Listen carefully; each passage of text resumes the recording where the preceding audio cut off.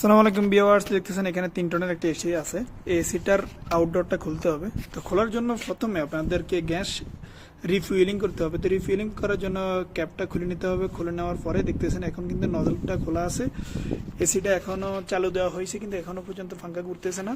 যখন এসি ঘুরবে তখনই কিন্তু আপনার আউটডোর ইউনিটে আপনার গ্যাসটা রিফুয়েলিং হয়ে যাবে, এবং পরবর্তীতে আপনি যদি খুলেও নেন আপনার গ্যাসের কোনো বিচ্যুতি হবে না। তো দেখতে থাকুন কিভাবে আমরা গ্যাসটা বন্ধ করি এবং রিফুয়েলিং করি।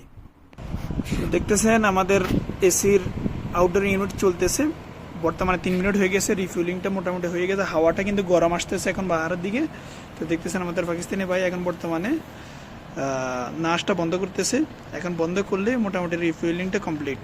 তো একটি একটি করে আপনারা 2টে বন্ধ করে দিবেন, তাহলে আপনার রিফুয়েলিং হয়ে গেল এবং অটোমেটিকলি আপনি এসিটা খুলে নেবেন, কোনো প্রকার গ্যাস লিকে যাবে না।